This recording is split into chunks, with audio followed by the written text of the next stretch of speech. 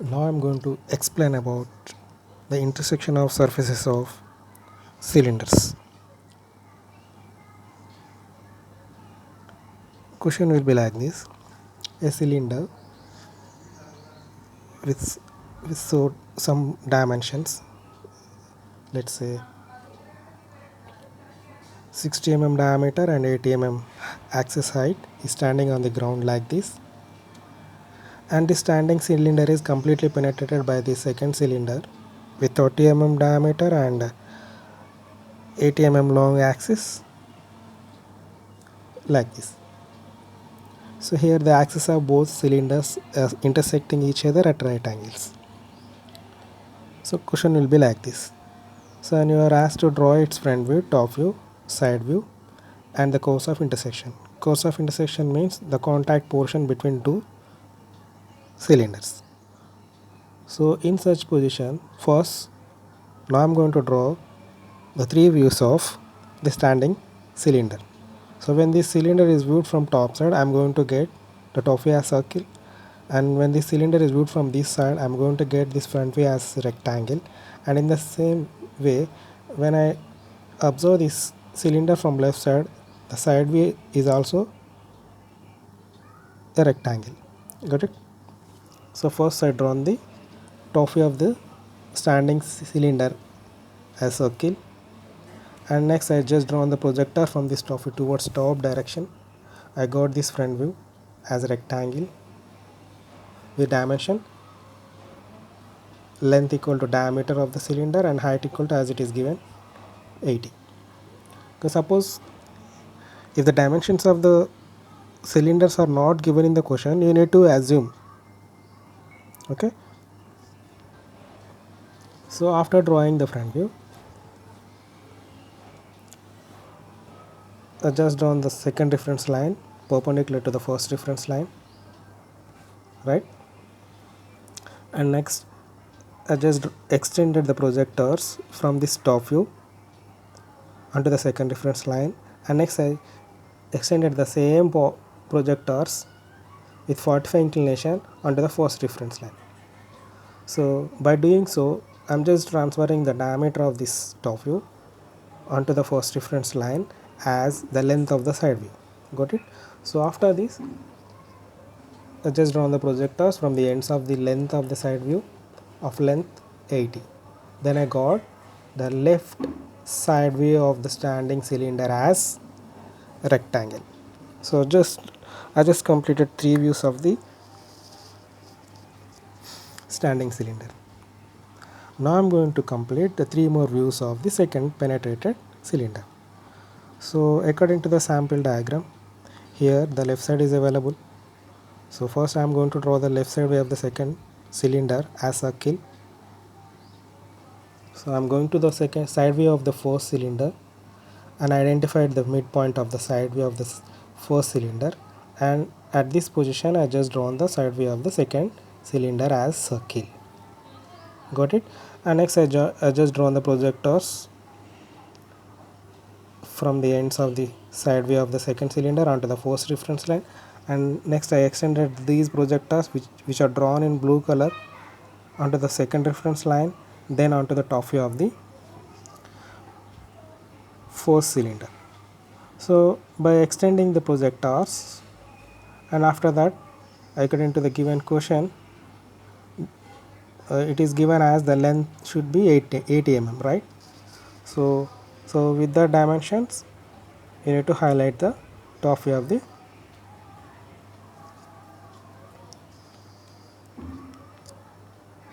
second cylinder. Got it? So after this, draw the projectors towards top direction from the ends of the second cylinder, right? And next draw the projectors from this side view towards left onto the front view of the first cylinder. Then here you are going to get the front view of the second cylinder as a rectangle. Got it? So now I just drawn the three views of the second cylinder. Now I am going to find out or going to draw the curves of intersecting portion of the two cylinders. These two represents the curves of intersecting positions of two cylinders. See how I am going to get these two curves of intersection of two cylinders, right? So when this combination is viewed from left side, so here you can observe the contact points, that means the piercing points, one at the top, 2, 3, 4. So to get this surface very easily, you can divide this circle into either 4 equal parts or 8 equal parts or 12 equal parts. So here I dividing the circle into 4 equal parts, right? If you want, you can divide the circle into 8 equal parts. Okay, so and when the surface is viewed from this left side, first in the top portion I have given the 1 point, in the right portion I have given the third point, in the bottom portion I have given the third point, and next I have given the fourth point exactly opposite to the second point, right? So these 4 names are going to be represented here on the side view of the second cylinder. Got it? Right? So after naming the 4 points like this, now I'm again identifying these 4 points on this combination when it is viewed from top side. So to get those positions, I just drawn the projectors from these 4 points onto the first reference line and then onto the second reference line, and then I extended the same projectors onto the both top views. So here the first one is drawn from 1 onto the first reference line, then onto the second, and then extended onto the both top views. So here I got that first position 1 1, right? So in the same way I drawn the projector from 2 on the first reference line, then onto the second, then onto the both top views. Here I got the 2 1 position. So in the same way I got 3 1 and 4 1. Okay, see, now I am drawing projector from the first point on the top views of the two cylinders, that is from 1 1 towards top direction, and next I'm just drawing the projector from 1 towards left onto the front views of both cylinders. Here I am going to get horizontal line from 1 and vertical line from 1 1 is intersecting here. So now I am naming this point as 1 1 dash. Got it? So next I am just drawing the projector from 2 1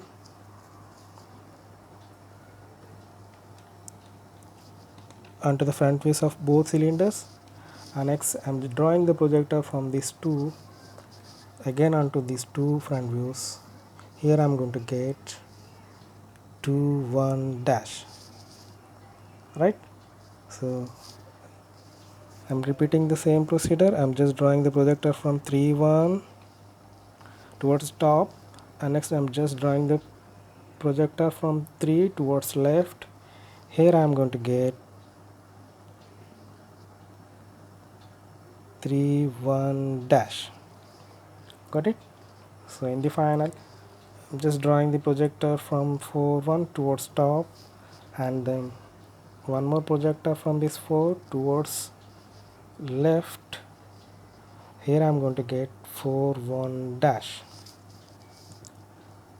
Okay, so now I am joining the 1 1 dash with 2 1 dash with a smooth curve, right? And 2 1 dash with 3 1 dash, and 3 1 dash with 4 1 dash, and in the final 4 1 dash with 1 1 dash. So this curve represents the curves of intersections of two cylinders for left portion. Got it? So when you repeat the same procedure for the right portion, Means here you need to name the piercing points or contact points like this, and you need to transfer these namings onto the side view of the second cylinder inside like this: 5, 6, 7, 8, and next you need to transfer these namings on this combination, and then by drawing projectors from these points towards top, and next by drawing projectors from inside of the cylinder towards left, here you are going to get the same curve structure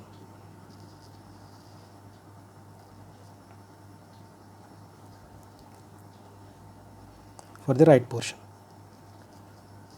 So this portion represents the curves of intersection of both cylinders for the right portion. Got it?